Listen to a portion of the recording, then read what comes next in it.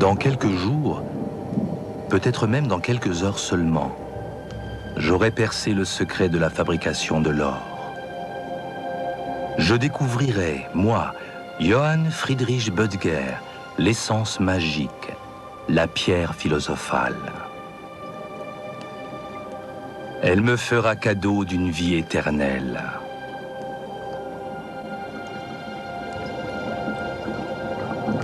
Cela fait déjà 4 ans que l'alchimiste Böttger cherche en vain la fameuse pierre philosophale, comme l'ont cherché avant lui depuis des siècles d'autres alchimistes.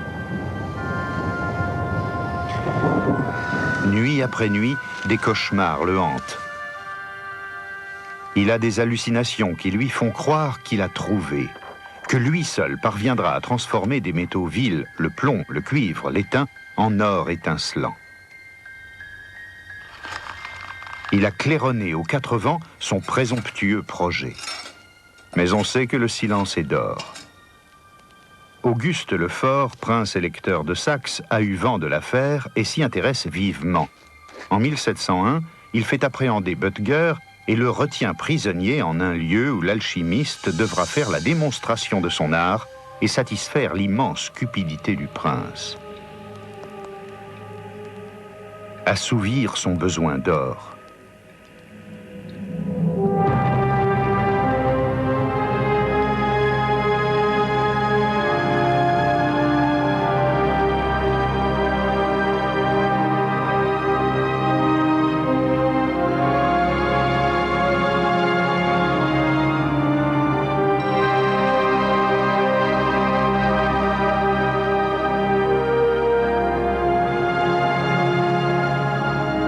L'or, le plus noble de tous les métaux.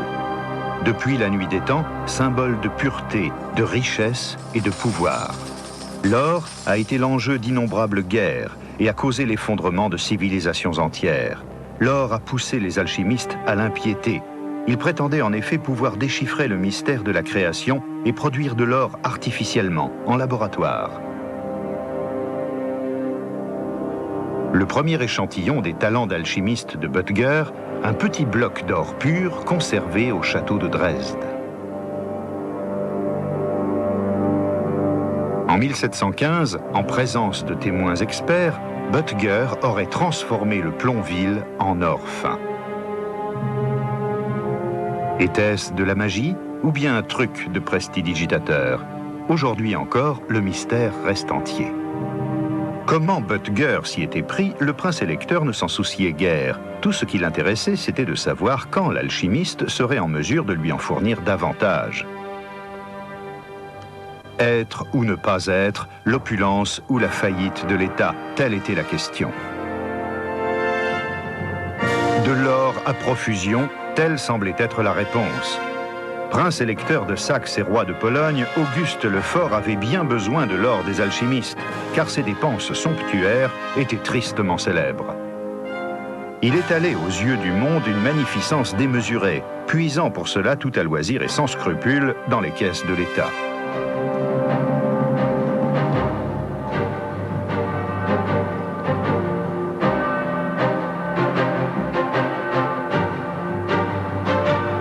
Amateur d'art et grand bâtisseur, il engageait les meilleurs architectes et peintres d'Europe.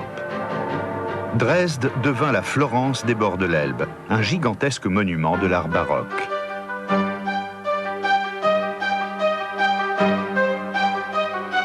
Ces édifices somptueux engloutirent des centaines de milliers de thalers d'or, un quart du budget de l'État. Le Zwinger de Dresde, gigantesque jardin d'agrément entouré de salles somptueuses pour les bals et les banquets, fut célèbre dans le monde entier. Orchestre, troupes de théâtre et corps de ballet veillaient à ce que la cour ne s'ennuie jamais. Le prince électeur a le goût des plaisirs, du luxe et de l'amour. Il entend que la vie à la cour soit une fête perpétuelle.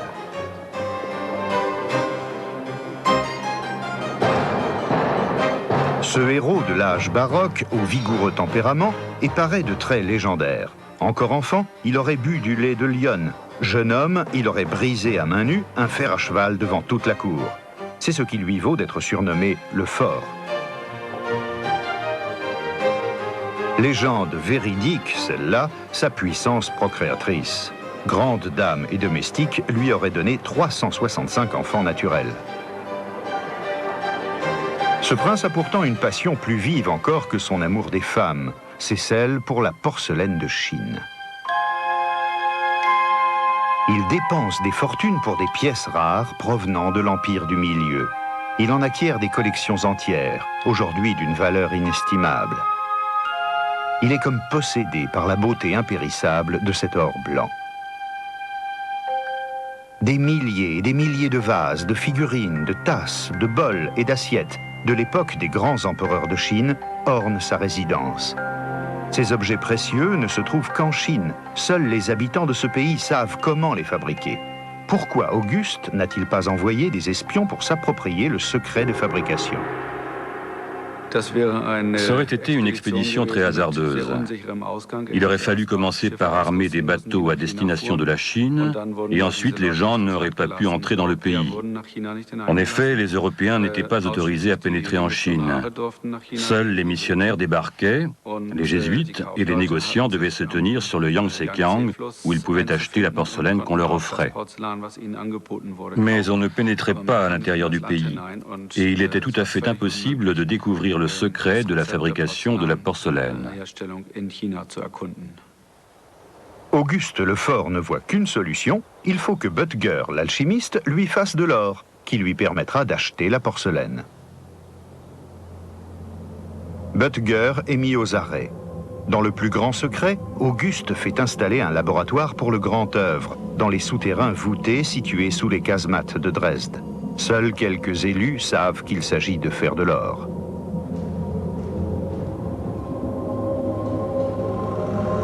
Böttger, comme un possédé, accumule les expériences au fond de sa prison obscure envahie de vapeurs toxiques. Il travaille jour et nuit, sans relâche.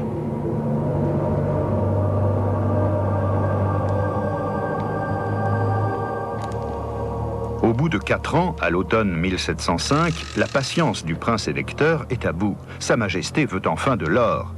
Mais Böttger n'a toujours pas trouvé la formule. Auguste l'accuse de dilapider les deniers de l'État et le menace d'un châtiment sévère.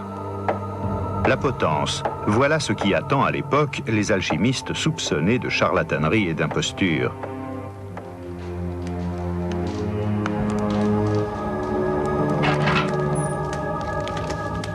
Auguste le Fort accorde à Böttger un ultime délai pour fabriquer enfin cet or tant désiré qu'il promet depuis des années.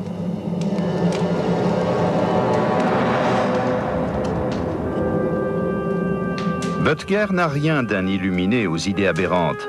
Il a acquis des connaissances de chimie tout à fait sérieuses. Mais en se vantant de faire de l'or à discrétion, il s'est passé lui-même la corde au cou.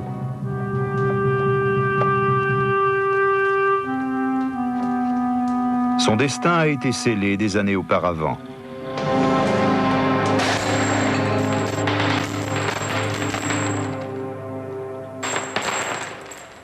Tout jeune encore, Böttger a été apprenti chez Friedrich Zorn, le célèbre apothicaire berlinois. Zorn apprécie l'insatiable curiosité du jeune homme et lui enseigne l'art de la distillation qui transforme des plantes en substances médicamenteuses. Les choses se gâtent lorsque Zorn découvre que son brillant élève utilise ses connaissances à des fins alchimiques. L'apothicaire met Böttger en garde. Il ne veut pas être mêlé à des manipulations suspectes qui les feraient accuser de sorcellerie et leur vaudraient à tous deux la potence. Mais Böttger entend prouver à son maître ce dont il est capable. Le 1er octobre 1701, il prie Zorn et sa femme d'assister à son ouvrage de compagnon. Il leur promet d'accomplir un tour de force inimaginable. Sous leurs yeux, il va faire de l'or. De fait, on rapporte qu'il fait alors fondre dans un creuset des piécettes d'argent.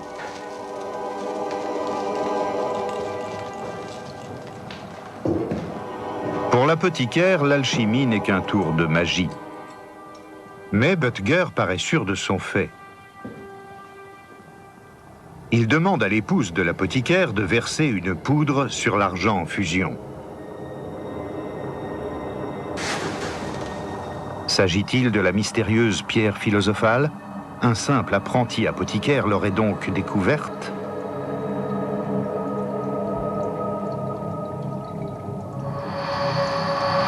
C'est à peine croyable, mais voici que du creuset s'écoule effectivement de l'or pur.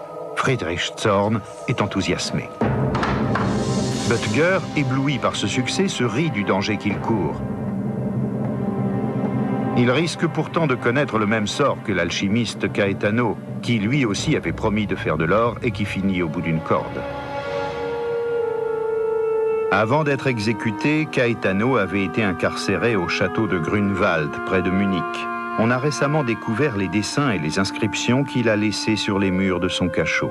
« Dieu, tes souffrances me donnent le courage de supporter mon destin », écrit le charlatan plein de remords et d'angoisse devant la mort. « Seigneur, aie pitié de mon âme misérable. »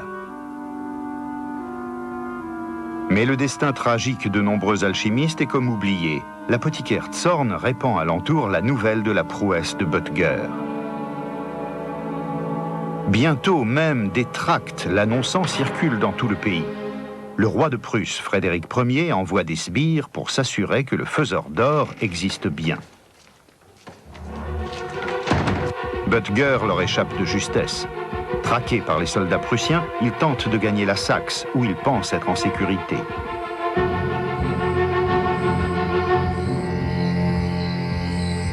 Mais sa réputation sensationnelle l'y a précédé. Elle est parvenue jusqu'à la cour d'Auguste le Fort. On sait que Böttger, le fameux faiseur d'or, se dirige vers la Saxe. Sa Majesté, qui voit déjà ses caisses débordées d'or, met à prix sa capture.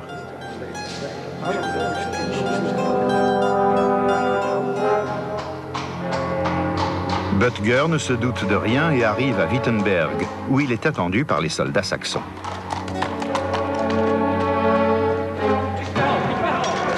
Le roi de Prusse à Berlin est fort mécontent.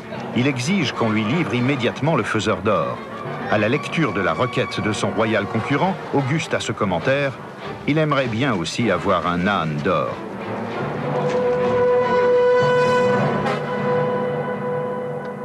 L'âne d'or atterrit en prison. Le prince électeur fait réunir cornues, mortiers, métaux, acides et sel. De quoi équiper un laboratoire d'alchimie. Böttger distille, décante, filtre. Mais il va d'échec en échec. C'est l'or ou la potence.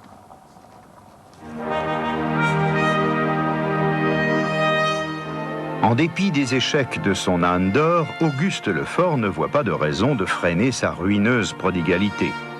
Au contraire, il passe en 1701 une commande d'un coût inouï à l'orfèvre de la cour, Dinglinger. Un panneau destiné à décorer sa table et représentant la cour de Delhi le jour de la naissance du grand Moghol. Ouvrage d'or et d'argent, orné de 5000 pierres précieuses, rubis, émeraudes et diamants. Ce clou de sa collection coûte à Auguste 60 000 thalers d'or.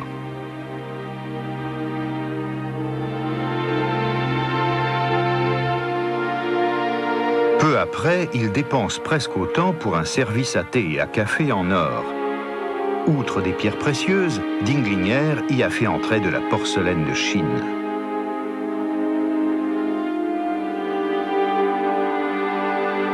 Ces grands vases de Chine au décor bleu cobalt, pesant chacun 100 livres, sont appelés vases des dragons. Auguste le Fort en achète d'un coup 10 exemplaires à Frédéric Ier de Prusse. Incapable de payer en espèces, il cède au roi soldat 600 de ses dragons, les meilleurs de ses soldats d'élite, vendant ainsi ses sujets pour de la porcelaine de Chine.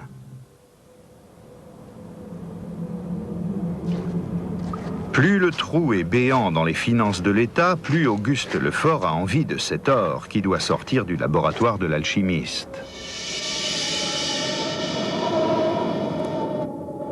Böttger cherche désespérément la formule de la pierre philosophale qui pourrait lui sauver la vie. Il fait venir d'archives secrètes quantité de manuscrits et de livres anciens. Il se plonge sans cesse dans les documents laissés par ses devanciers.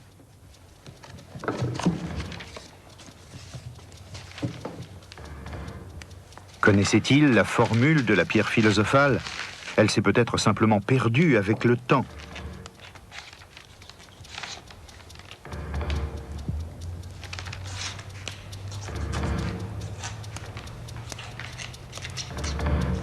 La mystérieuse histoire de l'alchimie a de lointaines racines.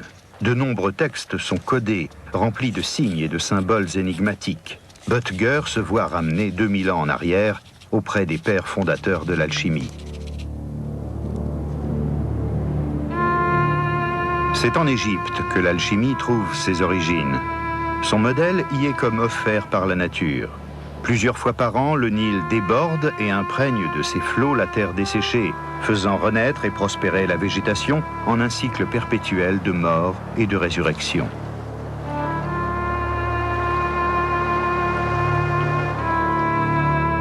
Ce qui est doit disparaître pour que naisse du nouveau, du grandiose. Cette vérité, les prêtres des temples se l'approprient et elle fait d'eux les premiers alchimistes du monde. Leurs connaissances en chimie sont attestées par un manuscrit comme celui-ci, qui date du IVe siècle et se trouve aujourd'hui à Leyde, aux Pays-Bas. C'est le plus ancien recueil de formules chimiques. Ces procédés notés sur papyrus ont pour but de purifier et d'imiter pierres et métaux précieux, ainsi que de permettre la fabrication de la précieuse teinture pourpre qui revêt les murs des temples.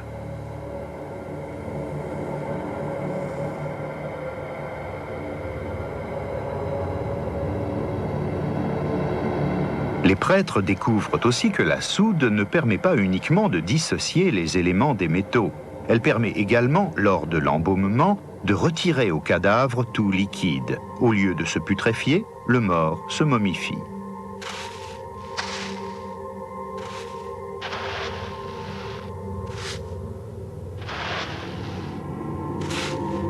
À la faveur d'une telle préparation, le corps et l'âme peuvent entreprendre sans risque le voyage vers l'au-delà.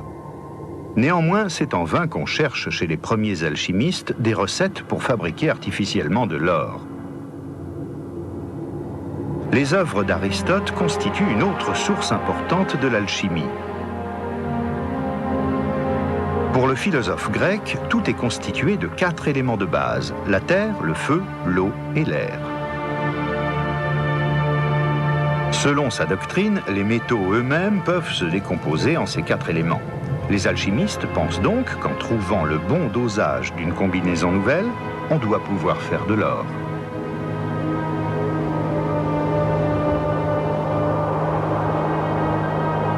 Quant au procédé, il se trouve préfiguré dans ce laboratoire de Dieu qu'est la nature.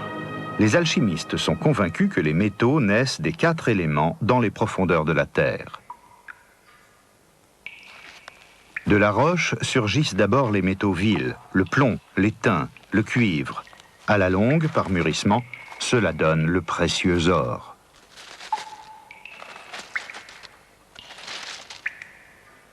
Ne peut-on imiter ce processus qui a débuté avec la création?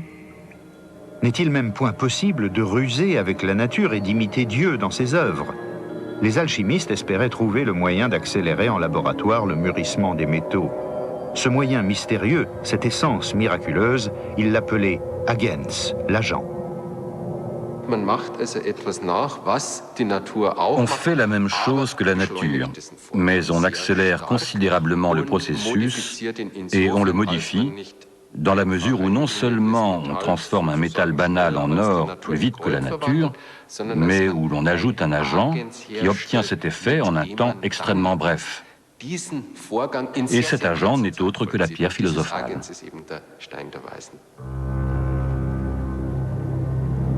Mais de quoi est constitué cet agent qui pourrait faire de Böttger l'âne d'or du prince électeur? Des années durant, il ne trouve pas la solution du problème.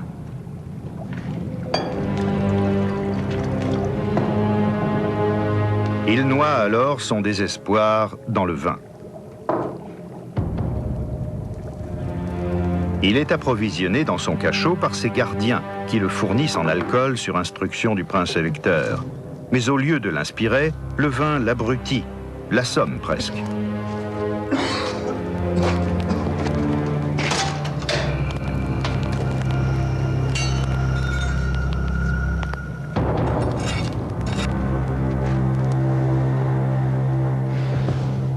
Dans l'intenable chaleur des fourneaux et les vapeurs toxiques, Butger est victime d'hallucinations. Des personnages mystérieux surgissent de l'au-delà et lui font croire qu'il est, lui, Johann Friedrich Butger, l'élu de Dieu, seul appelé à retrouver le secret de la création.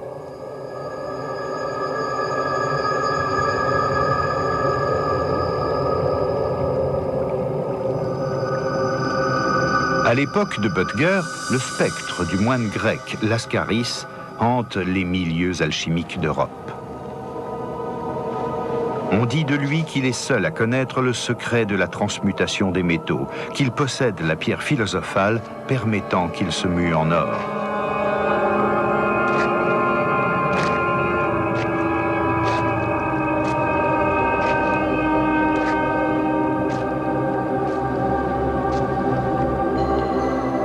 Butger avait parlé de ce Lascaris au prince électeur, prétendant qu'apprenti à Berlin, il l'avait secrètement rencontré en 1700 et que c'est lui qui lui avait fourni cet échantillon de poudre magique qui lui avait permis de faire pour la première fois de l'or à partir des piécettes d'argent de l'apothicaire Zorn.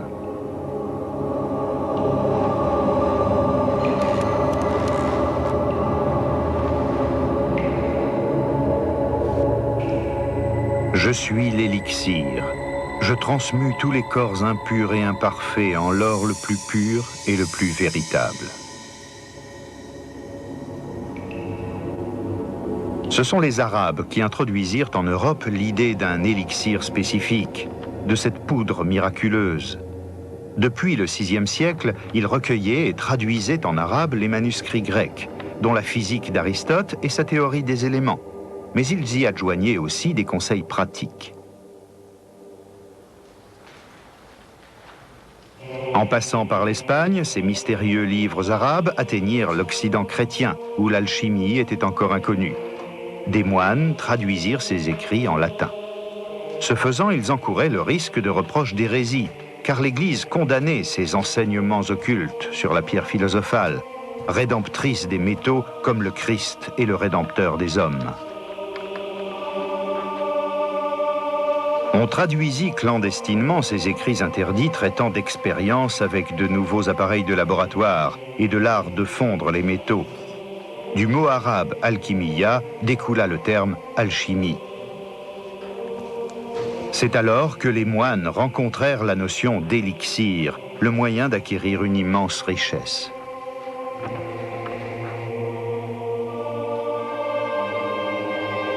Les alchimistes du Moyen-Âge étaient particulièrement fascinés par les écrits d'un nommé Geber, pseudonyme de l'arabe Jabir ibn Hayyan, qui vivait au IXe siècle. Considéré comme le père de l'alchimie, il était censé avoir recueilli le savoir perdu depuis l'Antiquité, de l'âge d'or de l'alchimie.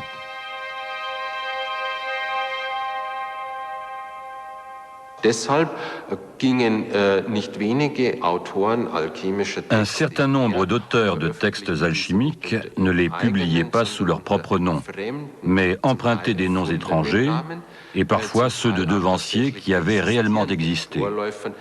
Du coup, ces textes antidatés prenaient une valeur supplémentaire. Alors qu'aujourd'hui, nous estimons que ce qui est moderne est d'autant mieux, à l'époque, on raisonnait à l'inverse. Plus on remontait vers l'âge d'or, plus les connaissances étaient certaines.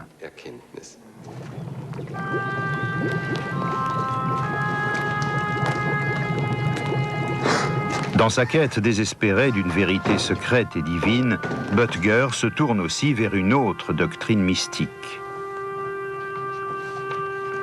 Il s'agit de la tradition juive de la Kabbale, qui imprégnait toute la pensée alchimique du Moyen-Âge.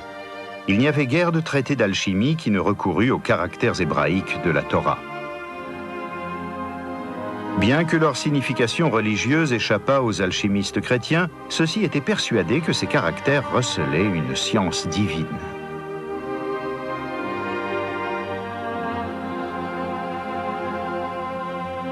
La clé s'en trouvait dans la numérologie kabbalistique, la Gematria, qui accouple à des nombres les 22 lettres de l'alphabet hébreu. Dans ce jeu de lettres et de chiffres, les alchimistes croyaient avoir trouvé le code du langage divin qui programme le monde.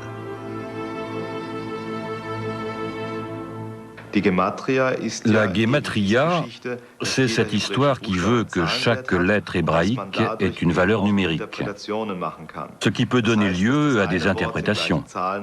Si un mot a la même valeur numérique qu'un autre, cela fait apparaître des relations, ou encore, à partir d'écrits mystiques ou de la Kabbale, on suppose que Dieu a créé le monde à l'aide des lettres hébraïques.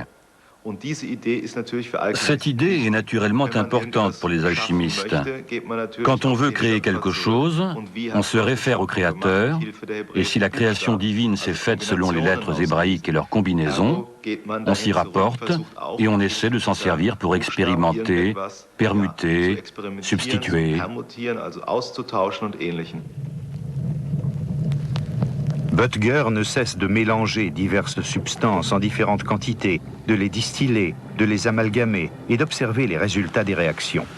Cette démarche empirique constitue la première approche scientifique. Elle marque un pas vers la chimie moderne.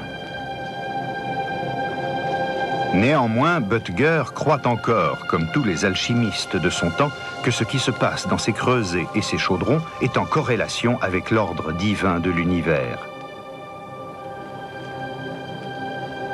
Depuis l'Antiquité, les alchimistes sont convaincus que la position des planètes influe sur les réactions chimiques, que les astres agissent sur la constitution et l'évolution des métaux.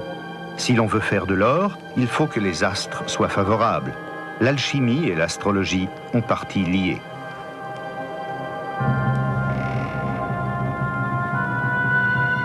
Avant l'invention du télescope, on ne dénombrait à l'œil nu que 7 planètes dans le ciel. Mercure, Vénus, Mars, Jupiter et Saturne, auxquels s'ajoutaient le Soleil et la Lune, considérés également comme tels. Tous les corps célestes ont des symboles qui leur sont propres. Les alchimistes les utilisent pour désigner les métaux. Mercure représente le métal du même nom, appelé alors vif-argent. Mars représente le fer, Saturne le plomb. Le Soleil et la Lune symbolisent l'or et l'argent. Seuls les initiés doivent pouvoir déchiffrer les textes et les formules alchimiques. Le Codex Chemicus, manuscrit du XVIe siècle comportant des symboles de corps chimiques, constitue une initiation au déchiffrage des vérités alchimiques. L'alliance du mercure et de l'argent est figurée par Mercure et la Lune. Les réactions chimiques sont représentées par des animaux fabuleux, des bêtes et des personnages humains. Le dragon incarne la fusion par le feu ou la corrosion par les acides. Le serpent qui se mord la queue, Ouroboros, symbolise le devenir et la mort qu'il implique. Et le mal, qui doit être anéanti pour que naisse le bien, comme le métal vil pour faire place à l'or pur.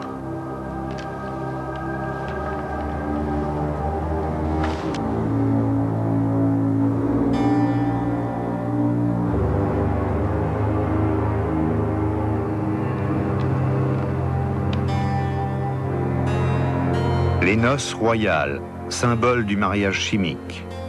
De la fusion de 2 substances nobles naît une substance nouvelle, beaucoup plus noble.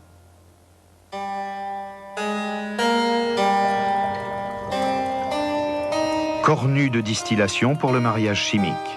Même les appareils de laboratoire étaient construits par les alchimistes selon leur conception d'épuration et de fécondation, de croissance et de maturation. Est-ce que Böttger risque sa vie pour l'astrologie et la Kabbale, pour des arcanes et des symboles? À ses yeux, il ne s'agit pas de magie noire, et la pierre philosophale n'a rien d'une idée fixe. C'est avec conviction qu'il a promis de l'or au souverain. Mais à présent, il paye le prix de ses expériences avec des substances toxiques. Une fièvre maligne et de graves crises d'angoisse assaillent l'alchimiste malheureux.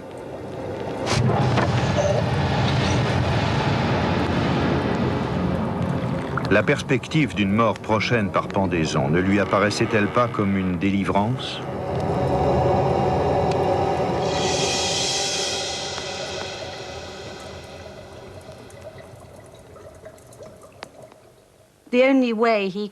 Sa seule façon de réfréner son désespoir consistait à boire.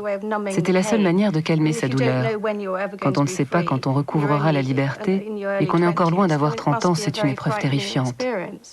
Et pour quelqu'un comme Butger, d'esprit si vif et si passionné par ce qu'il faisait, ça devait être l'enfer, le supplice. Le jour où Auguste Lefort exige enfin des résultats, son prisonnier, dans sa détresse, sent renaître en lui son tempérament de joueur.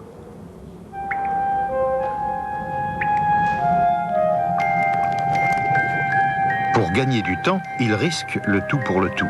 Il va refaire le même numéro sensationnel que chez l'apothicaire Zorn. Va-t-il réussir une seconde fois ce tour de force ?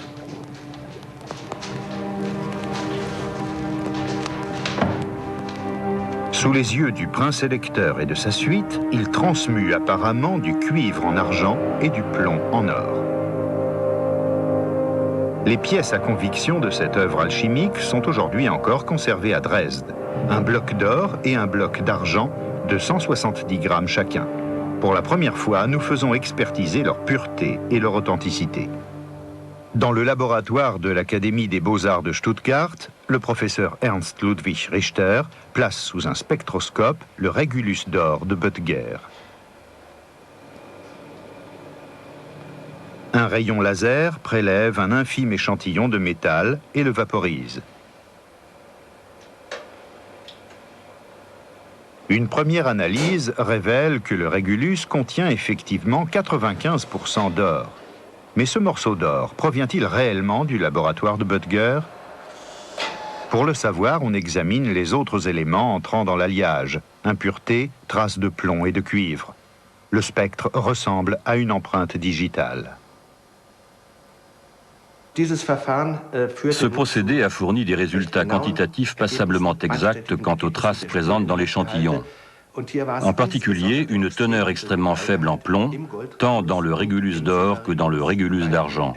Moins de 0,01% dans les deux cas. Ce qui nous amène à supposer, au terme de longues réflexions, qu'au moins le Régulus d'argent et éventuellement aussi celui d'or n'est pas d'époque, mais qu'il s'agit de copies ultérieures, d'imitations fondues plus tard. Peut-être l'authentique Régulus a-t-il été volé et remplacé. Il n'est pas moins attesté que Butger a plusieurs fois, en présence de témoins critiques, fait sortir de l'argent et de l'or de ses creusets et de ses cornues.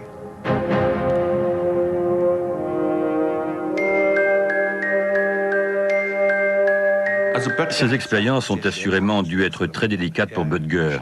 Il était là en présence d'Auguste de Saxe et de deux autres observateurs compétents qui connaissaient tous les procédés de la métallurgie de l'époque. Et il n'était pas question pour Butger de recourir à des trucs banals qui auraient aussitôt été repérés. Il a donc fallu que par un tour de passe-passe au moment le plus dramatique, il introduise subrepticement l'or ou l'argent. Il devait subir une tension psychologique terrible, car il savait très bien que si son expérience échouait et qu'il se faisait prendre, il finirait à la potence comme d'autres confrères.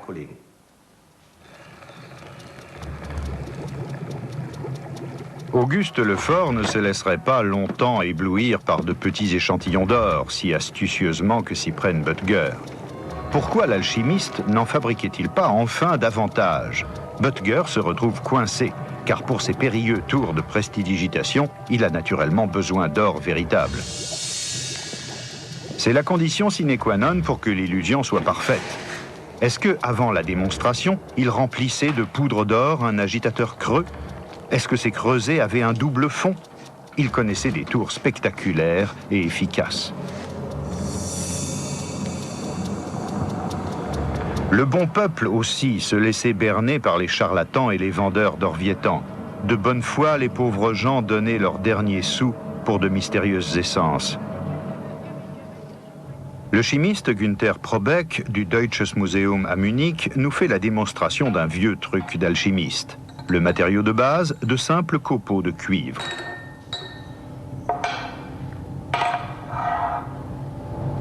On les dissout dans de l'acide azotique.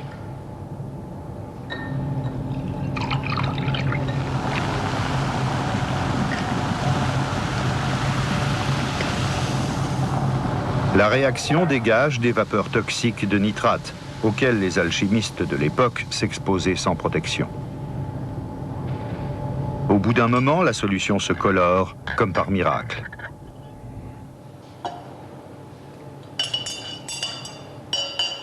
Le chimiste plonge dans la solution une clé de fer. Les alchimistes savaient que le cuivre se dépose sur la clé. Une réaction chimique élémentaire.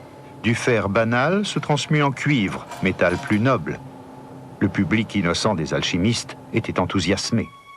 L'alchimie n'était-elle donc qu'un champ clos pour les imposteurs et les charlatans, ou bien a-t-elle aussi eu des côtés utiles?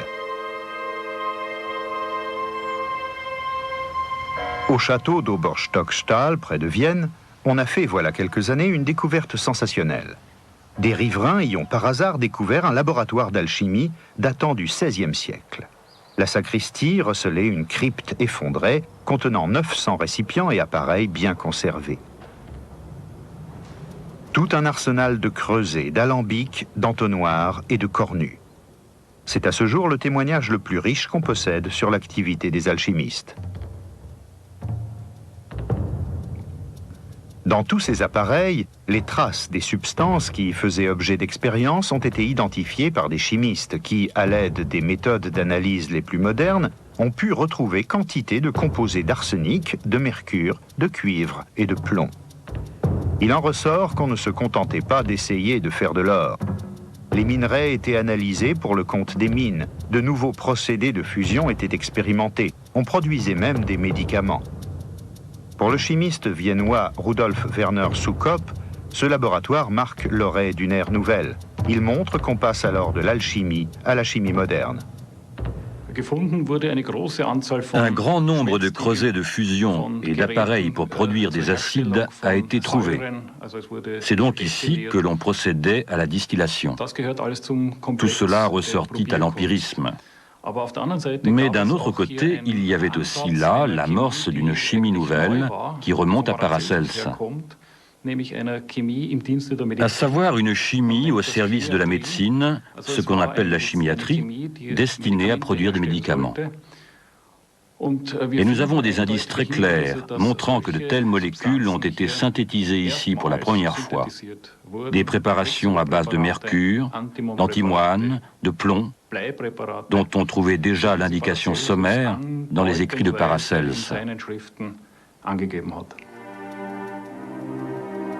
Paracels lui-même, de son vrai nom Theophrastus von Hohenheim, était venu par l'alchimie à la pharmacologie scientifique. Il avait découvert qu'à petite dose, le mercure toxique pouvait soigner la syphilis.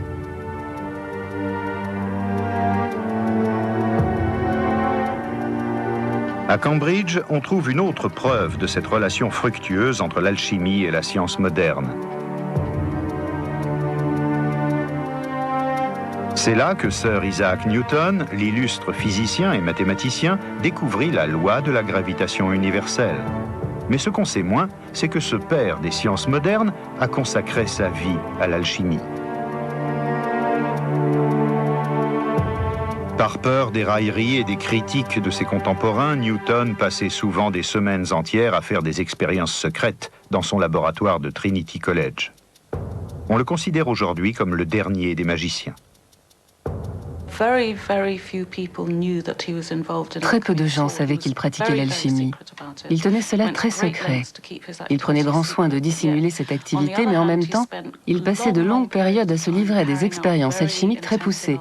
Et il avait une culture alchimique immense. Il collectionnait et recopiait des manuscrits d'alchimistes, et sa collection de livres d'alchimie était plus riche qu'en matière de philosophie de la nature. Les écrits alchimiques de Newton reposent dans les archives de l'université de Cambridge. Ils contiennent ce qui lui a fourni de très valides hypothèses en matière de physique et de mécanique céleste. Pendant des siècles, l'alchimie ne fut considérée que comme une magie noire. Aujourd'hui, elle apparaît comme une légitime devancière des sciences naturelles modernes. Butger est un contemporain de Newton. Comme Faust, il a en lui deux âmes, celle d'un alchimiste et celle d'un savant moderne. Il étudie systématiquement les mélanges les plus divers de minéraux, de minerais, de terre. Ces expériences suscitent en 1705 l'intérêt du physicien de la cour, Walther von Tschirnhaus. Celui-ci persuade Böttger de poursuivre des recherches plus utiles que celles de l'or seul.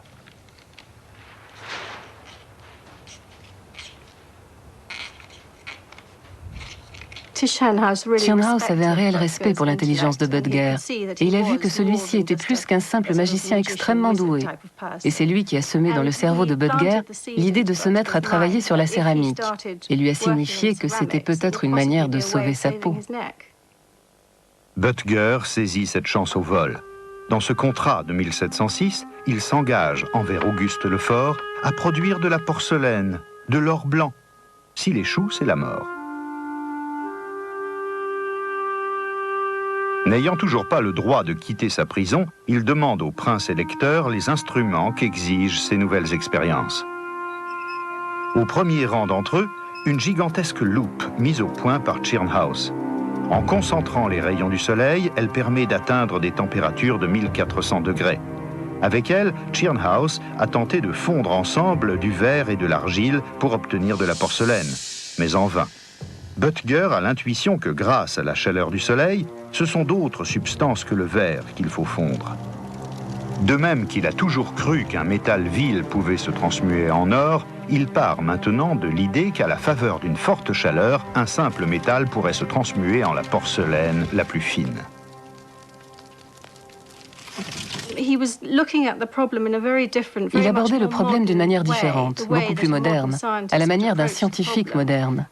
Jusque-là, les gens, en face de la porcelaine, se disaient « ça ressemble un peu au verre, donc ça doit contenir du verre fondu avec une autre substance ». Or, ce n'était pas la réponse. La bonne réponse, c'était la forte température et la possibilité de modifier une substance chimique en l'exposant à la chaleur. De ce point de vue, j'estime que Böttger était très en avance sur son temps. Böttger fit des calculs et construisit de nouveaux fours capables d'atteindre des températures de chauffe comparables à celles qu'obtenait la loupe de Tschirnhaus.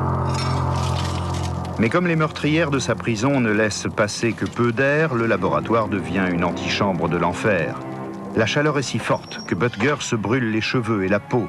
La fumée se mêle aux effluves toxiques et l'empêche de respirer.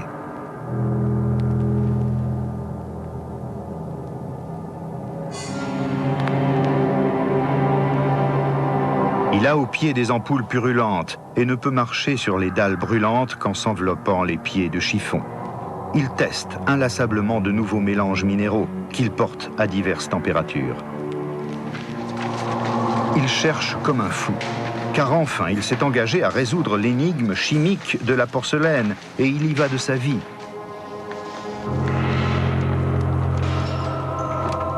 En 2 ans, il parvient bien à réaliser quelques vases en terre argileuse, mais ils sont grossiers et ne paient pas de mine. Rien à voir avec la blancheur délicate et translucide de la porcelaine de Chine. Enfin survient le grand bond en avant. À l'automne 1708, un paysan laboure son champ près de Meissen. Sous la terre arable, sa charrue met à nu une roche étrange comme il n'en a encore jamais vue. Un argile blanc et friable.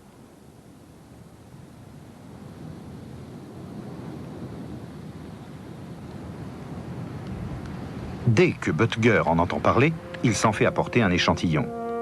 On sait aujourd'hui qu'il s'agit d'un silicate analogue au kaolin de Chine. Böttger mélange aussitôt ce silicate à du sable quartzique, du feldspath et de l'albâtre. Il est enthousiasmé par le résultat. Après 5 heures au four, le premier échantillon était blanchâtre, mais brisé. Le second, fêlé.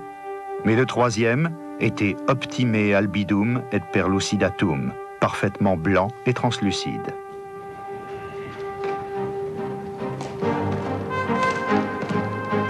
Lorsque le prince électeur a vent de la découverte sensationnelle, il tient à descendre en personne rendre visite à l'alchimiste. Un jour de novembre 1709, il pénètre avec sa suite dans le laboratoire.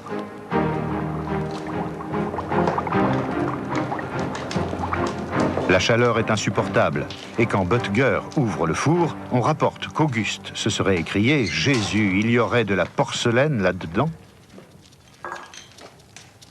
Lorsque Böttger trempe la pièce dans l'eau pour la refroidir, l'heure de la vérité a sonné.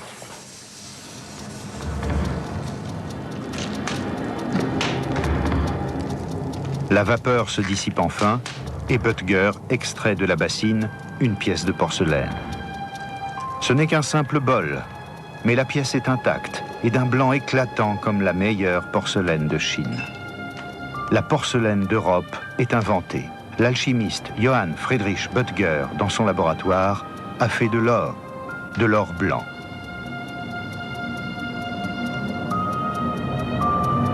Grâce à sa géniale invention, le destin d'autres alchimistes lui est épargné. Sa vie est sauve.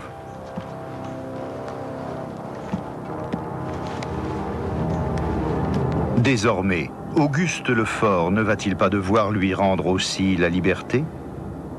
Par décret royal est fondée en 1710 la manufacture de porcelaine de Meissen. Mais pour cela, Sa Majesté a encore besoin de l'alchimiste Böttger. Un premier produit commercialisé par la manufacture porte son nom. Il est encore en argile rouge-brun.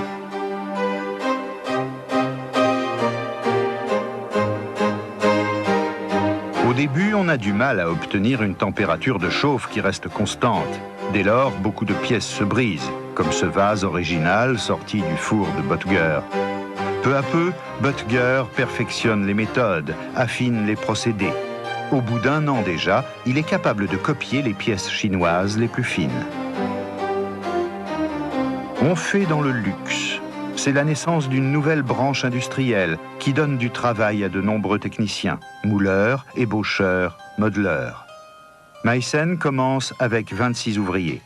En 1750, ils sont déjà 400 à travailler dans la manufacture de porcelaine, qui devient célèbre dans le monde entier.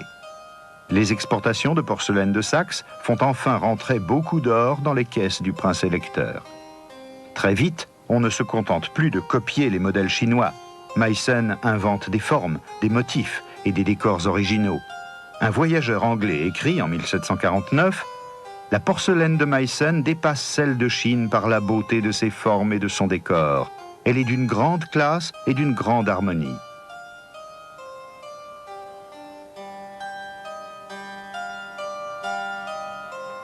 L'invention de Böttger est protégée comme un secret d'État.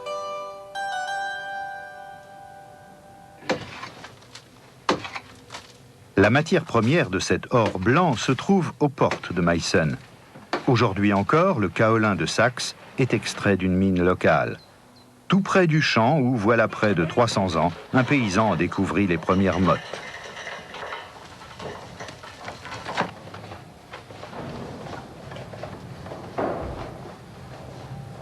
Les étapes du travail n'ont pas changé depuis l'époque de Böttger. Tout est encore fait à la main, même si Meissen est devenue une entreprise moderne. La porcelaine aux épées croisées a déclenché des guerres. Meissen grouillait d'espions et de chasseurs de tête venus de toute l'Europe. Il tentait d'apprendre les recettes secrètes et de débaucher les spécialistes, voire de les enlever. Pendant un demi-siècle, Meissen put garder le secret de Böttger et protéger son monopole.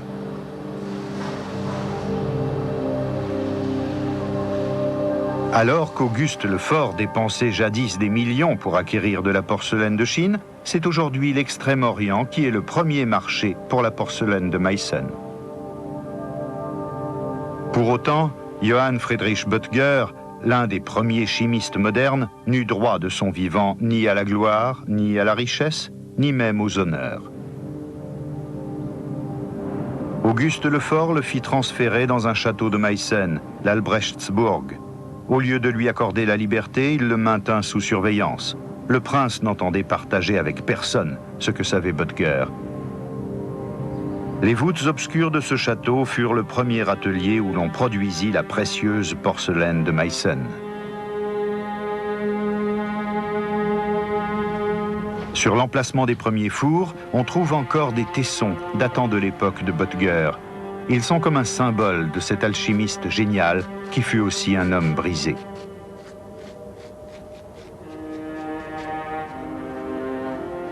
Amer, il inscrivit sur un mur « Dieu, le Créateur, a fait d'un faiseur d'or un potier. » L'inventeur de la porcelaine européenne meurt le 13 mars 1719 à l'âge de 37 ans. Jusqu'à sa mort, il garde l'espoir de trouver la pierre philosophale. « 300 ans plus tard, la physique nucléaire est effectivement en mesure, avec un accélérateur de particules, de fabriquer de l'or artificiellement. L'opération coûte des millions, mais la quantité de métal est infime. On ne peut la mesurer qu'électroniquement. Le rêve alchimique de Böttger s'est donc bien réalisé. Mais le résultat ne dure guère.